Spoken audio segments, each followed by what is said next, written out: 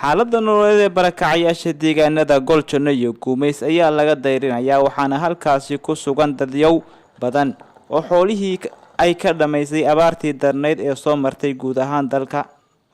Balasaabka gobolka Sool, taliye ku-xigeenka qaybta booliska gobolka Sool iyo sidoo kale maayarka degmada Yogoori ayaa goobahaasi kormeer ku tagay si ay u ogaadaan xaaladda barakacayaashaasi ay ku sugan yihiin. odayaasha deegaanka Goljono ayaana uga warbixiyay xaaladda deegaankaas. barakacayaasha ama dadka maartay xooluhu ka baxeen magaalada hareeraheeda ku wareegsan way ku soo wareegeen wayna arkeen oo indhahooda ay ku arkeen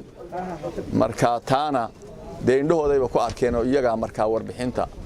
cidna u sheegmayno af jooga looma adeegalayo iyaga indhahooda ku arkay iyo lugtooda ku soo maray lugeeyay oo soo dhex maray oo ku soo arkay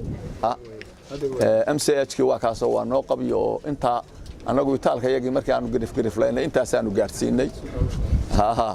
iskuulkana dhakhtar noo ahaayo hadda dadkii ayaan dhow ilaahay intuu u sahlay ay ka baxbeen iyo qaar hadeer yaalaaba waa jira aad iyo aad baahida noogu daran hadir waa biyalaanta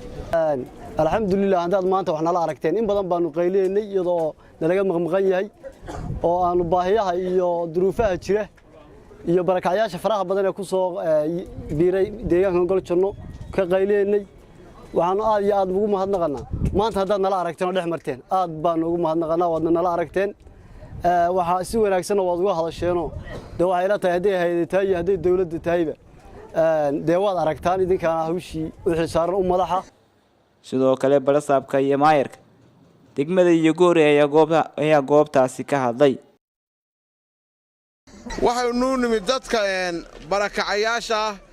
ee ku xeeran deegaanka Goljono oo aan isleeyahay waa deegaanka ugu ballaaran ee barakacayaal joogan sida dadka ay uga muuqato baahidu iyo sida uu soo barakacay ayaynu isla wada aragnay markhaatina iskala noqonay marka waxaan ugu baaqaynaa dawladda Soomaaliland hay'adaha UN-ka international NGO-ga dadka hay'adaha maxalliga qurba jooga deegaanka gobolka Sool oo dhammaantii waxaan ugu baaqaynaa indhihiina ayaa idin macallina oo waxaad aragtaan sida ay dadku yihiin qaabka ay yihiin qaabka ay u soo barakaceen hoygooda iyo waxa meesha ay ku nool yihiin iyo noloshooda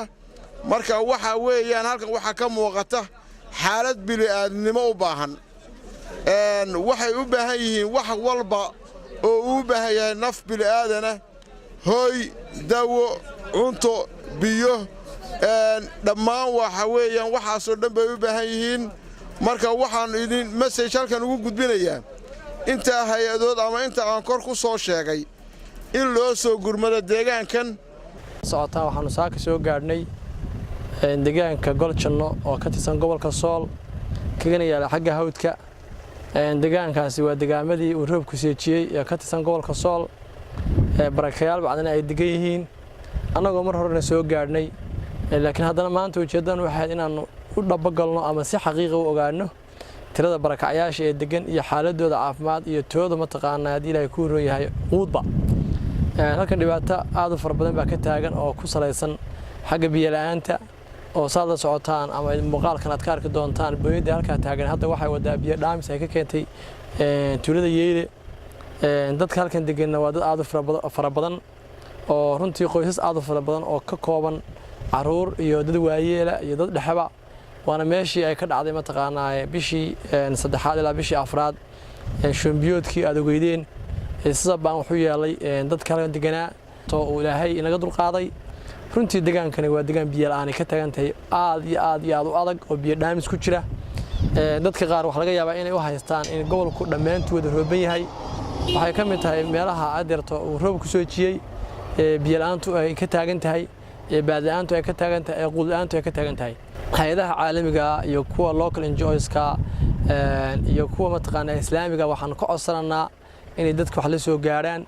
haday tahay mataqaanaa cunto haday tahay biyo tahayba reer Goljono waxaan leeyahay qofka weyn ama mataqaanaa waayeelku caruurtiisu wuxuu kala jeclaysay ugu dhagan nugushay idinkoo kamid ah dadkan mataqaanaa degan dalkan Jamhuuriyadda Soomaaliland idinkoo kamid ah dadka gobolka Sool idinkoo kamid ah dadka mataqaanaa degmada Yogoori waxaad xaq u leediin wax kasta oo ay dadkaasi xaq u leeyihiin waadna helaysaan horena waad u hesheen waadna heli doontaan biidnillaahi kaliya xukuumadda waxaan ka codsanayaa anigoo og inay dadkeeda u naxariisato anigoo og inay ilaahay ka sokow aanu kaga soo tababarnay abaartii darnayd dadaalka xukuumadda waxa iyadu bixisay iyo waxay mataqaanaa ka keentay dawladda aanu saaxiibka nahayba waxaan ka codsanaynaa inay dadkan ilgaara ku soo eegto maadaama roobka seejiyey welina ay ku sii dambayso abaartii dalkana biyalaan ka taagan tahay wasiirka kheyraadka biyaha xuseen cabdi boos waxaan ka codsanaynaa inuu deegaankan ka dhigo ama uu qorshaha ku darsado deegaamada insha Allah taala wasaaraddu ay ka qodayso ceelasha biyaha intaasi kadib waxa ay kormeereen deegaanka Guumeys oo hoos taga degmada Yogoori ee gobolka Sool waxayna kormeereen barakacayaasha halkaasi ku sugan waxaana ka hadlay maayarka degmada Yogoori ee gobolka Sool dhalinyarada barakacayaasha Guumeys degan assalaamu calaykum waraxmatullaahi wabarakaatuh salaan kadib halkani waa halkii la dejiyay barakacayaashii Guumeyseed oo uu ahaa amarku inaan dhulkii laga soo raray aan la magaalaynin waad u jeedaan tirada ay leeyihiin qaxootigani ama barakacayaashu wax allaale wax ilaa iyo intii ay meesha deganaayeen loo keenay ama mucaawimo oo ay meel la ka helin ma jirto Mawlid Ali Star TV Laascaanood